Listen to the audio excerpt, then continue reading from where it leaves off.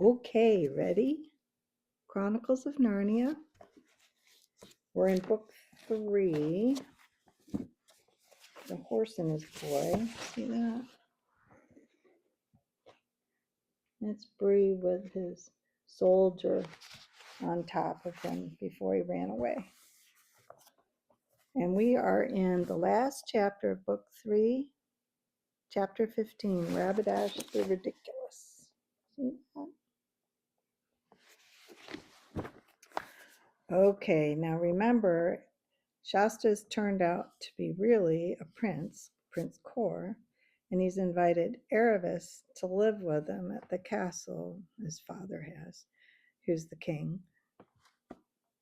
And they're on their way to Anvard, and then the horses are going on to Narnia. So here we go. And remember, Rabadash is still a prisoner in the castle because he lost the war. Rabadash the Ridiculous. The next turn of the road brought them out from among the trees, and there, across the green lawns, sheltered from the north wind by the high wooded ridge at its back, they saw the castle of Anvard. It was very old and built of a warm reddish-brown stone. Before they had reached the gate, King Loon came out to meet them, not looking at all like Erebus's idea of a king, and wearing the oldest of old clothes, for he had just come from making the rounds of the kennels with his huntsmen, had only stopped for a moment to wash his doggy hands. But the bow with which he greeted Erebus as he took her hand would have been stately enough for an emperor. "Little lady," he said, "we bid you a very heartily welcome. If my dear wife were still alive, we could make you a better cheer, but could not do it with a better will. And I am sorry that you have had misfortunes and have been driven from your father's house, but cannot be a grief to you, or which cannot be but a grief to you. My son Kor has told me about your adventures together and all your valor." "It was he who did all that, sir," said Erebus. "Why, he rushed at a lion to save me." "What's that?" said King Loon, his face brightening. "I hadn't heard that part of the story." Then Erebus told it, and Kor, who had very much wanted the story to be known, although he felt he couldn't tell it himself, didn't enjoy it so much as he had expected, and indeed he felt rather foolish. But his father enjoyed it very much indeed, and in the course of the next few weeks told it to so many people that Kor wished it hadn't happened. Then the king turned to Hwin and Bree and was just as polite to them as to Erebus, and asked them a lot of questions about their families and where they lived in Narnia before they had been captured. The horses were rather tongue-tied, for they weren't yet used to being talked to as equals by humans, grown-up humans, that is. They didn't mind Erebus and Kor. Presently, Queen Lucy came out from the castle and joined them, and King Loon said to Erebus, "My dear, here is a loving friend of our house, and she has been seeing that your apartments are put together to rights for you better than I could have done it." "You'd like to come and see them, wouldn't you?" said Lucy, kissing Erebus. They liked each other at once, and soon went away to talk about Erebus's bedroom and Erebus's boudoir, and about getting clothes for her, and all the sorts of things that girls talk about on such an occasion. After lunch, which they had on the terrace, it was cold birds and game pie and wine and bread and cheese. King Loon ruffled up his brow and heaved a sigh and said, "Hey-oh, we still have that sorry creature Rabadash on our hands, my friends, and must resolve what to do with him." Lucy was sitting on the king's right, and Erebus on his left. King Edmund sat at one end of the table, and Lord Darren faced him at the other. Dare and Peridon and Cor and Corin were on the same side as the king. "Your Majesty would have a perfect right to strike off his head," said Peridon. "Such an assault as he made puts him on level with assassins." "It is very true," said Edmund, "but even a traitor may mend. I have known one that did," and he looked very thoughtful. "To kill this Rabadash would go near to raising war with Tisroc," said Darren.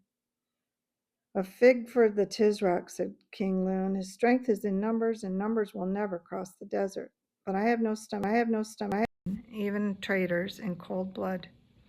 To have cut his throat in the battle would have eased my heart mightily, but this is a different thing.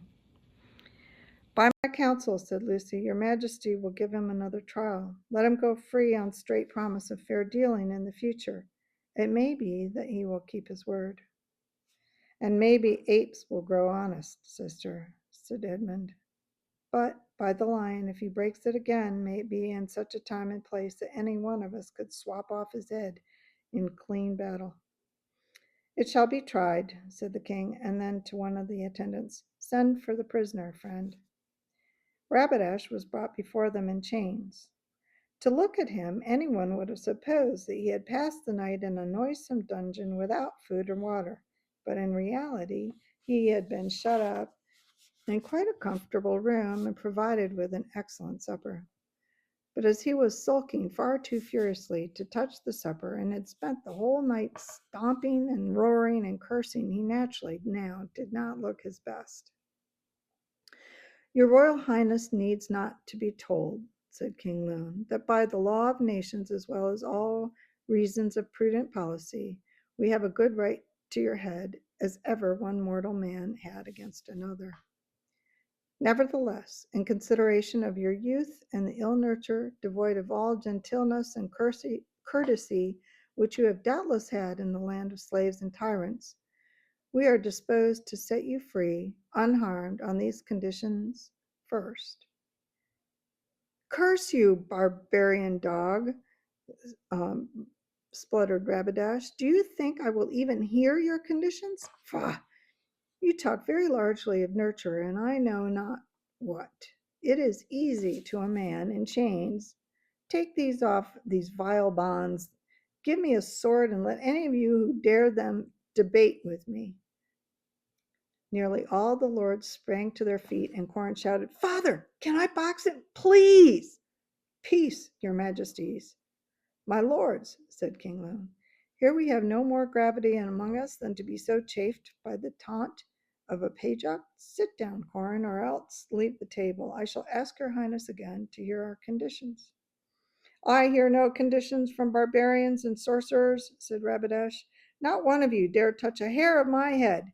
Every insult you have heaped on me shall be paid with the oceans of Narnian and Archenlandish blood. Terrible shall be the vengeance of Tisroc, even now, but kill me, and the burnings and torturings in these northern lands shall become a tale to frighten the world 1,000 years hence. Beware, beware, beware! The bolt of Tash falls from above.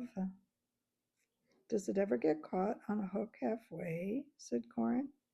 Shame, Corin, said the king. Never taunt a man save when he is stronger than you. Then, as you please. Oh, you foolish Rabadash, sighed Lucy. Next moment, Cor wondered why everyone at the table had risen and was standing perfectly still. Of course, he did the same thing himself. And then he saw the reason. Aslan was among them, though no one had seen him coming. Rabadash started as the immense shape of the lion paced softly in between him and his accusers. Rabadash, said Aslan, take heed. Your doom is very near, but you may still avoid it. Forget your pride, what have you to be proud of, and your anger, who has done you wrong, and accept the mercy of these good kings. Then Rabadash rolled his eyes and spread out his mouth in a horrible, long, mirthless grin like a shark and wagged his ears up and down. Anyone can learn how to do that if they take the time. He had always found this very effective in Kellerman. The bravest had trembled when he made these faces, and ordinary people had fallen to the floor, and sensitive people had often fainted. But what Rabadash hadn't realized is that it is very easy to frighten people who know you can have them boiled alive the moment you give the word. The grimaces didn't look at all alarming in Archenland. Indeed, Lucy only thought the Rabadash was going to be sick. Demon, demon, demon, shrieked the prince. I know you. You are the foul fiend of Narnia.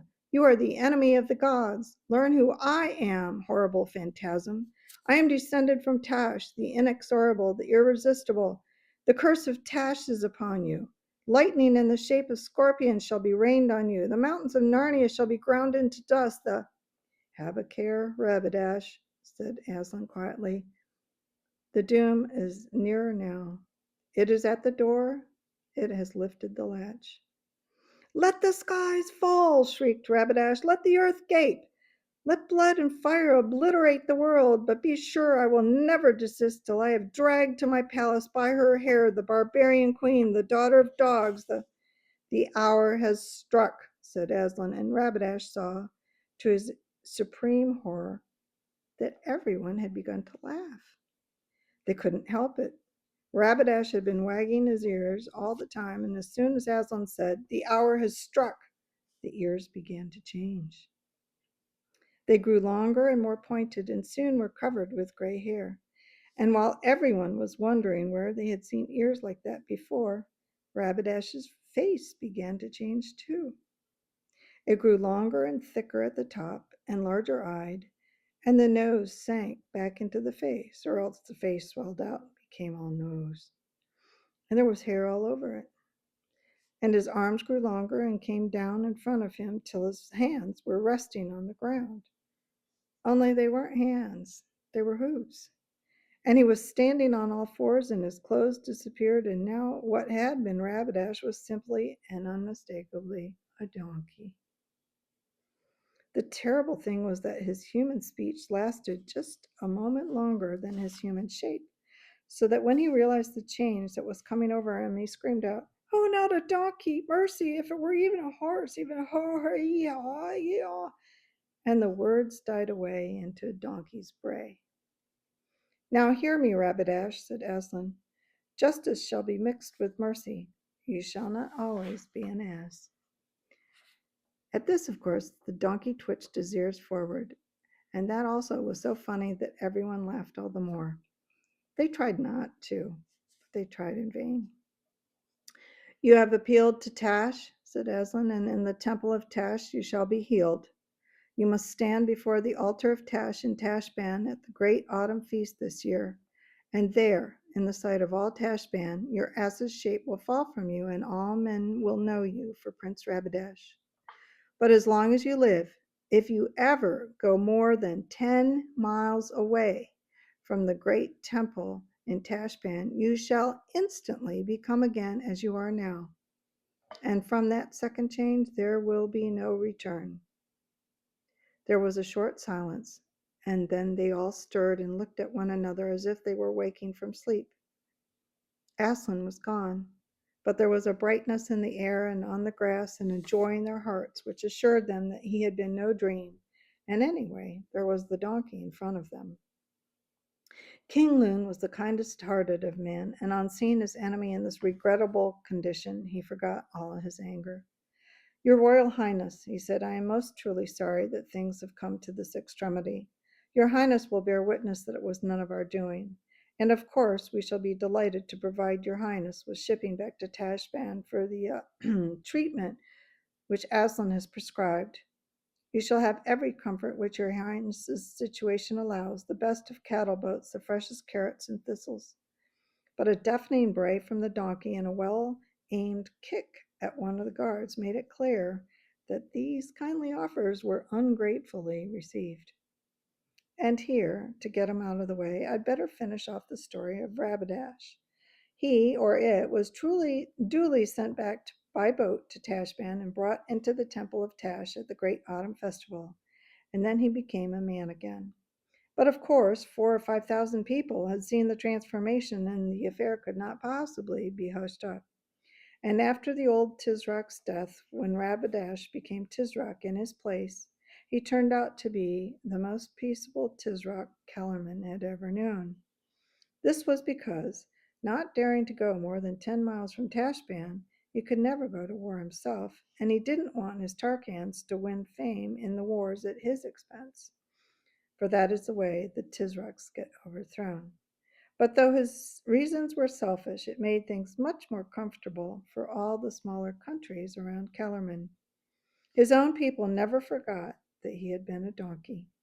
During his reign and to his face, he was called Rabadash the Peacemaker, But after his death and behind his back, he was called Rabadash the Ridiculous. And if you look him up in a good history of Kellerman, try the local library, you will find him under that name.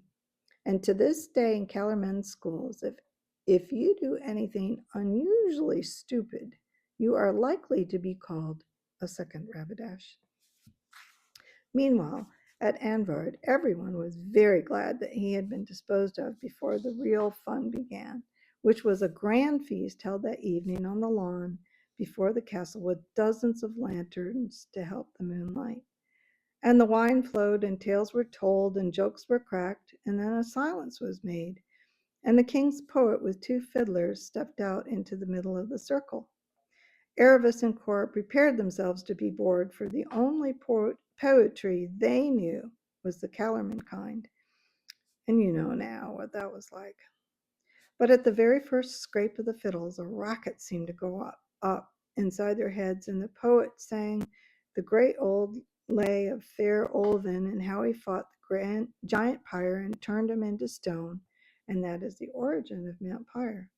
It was a two-headed giant, and won the lady Liln for his bride, and when it was over, they wished it was going to begin again.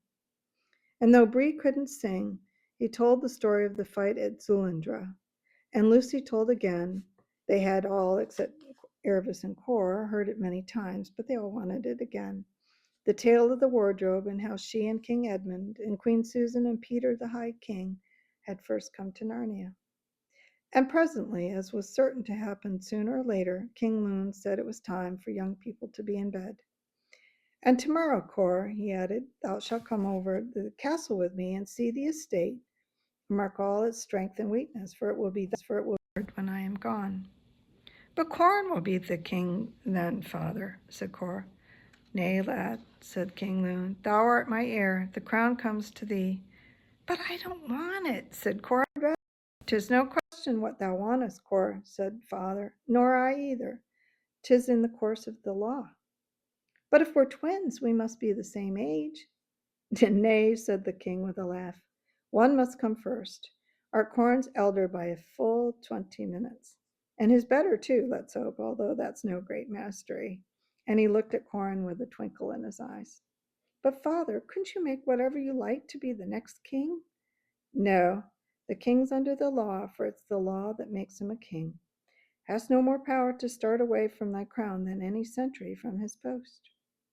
"Oh dear," said Cora, "I really don't want it at all. And Corin, I am so dreadfully sorry. I never dreamed my turning up was going to chisel you out of your kingdom." "Hooray!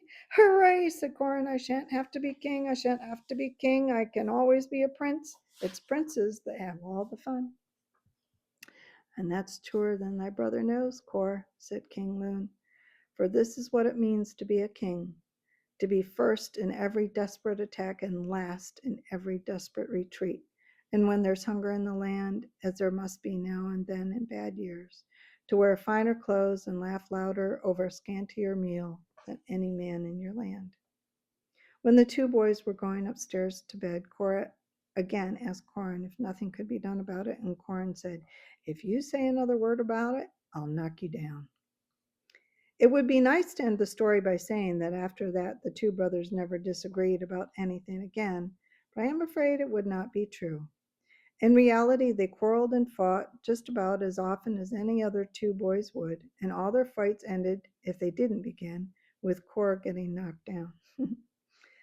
But though when they had both grown up and become swordsmen, Cor was the most dangerous man in battle. Neither he nor anyone else in the North Countries could ever equal Corin as a boxer. That is how he got the name of Corin Thunderfist, and how he performed his great exploit against the lapsed bear of Stormness, which was really a talking bear, but had gone back to wild bear habits. Corin climbed up into its lair on the Narnian side of Stormness one winter day when the snow was on the hills, and boxed it without a timekeeper for 33 rounds. And at the end, it couldn't see out of its eyes and became a reformed character. Aravis also had many quarrels, and I'm afraid even fights, with Cor, but they always made it up again, so that years later, When they were grown up, they were so used to quarreling and making it up again that they got married, and so as to go on doing it more conveniently. And after King Loon's death, they made a good king and queen of Archenland. And Ram the Great, the most famous of all the kings of Archenland, was their son.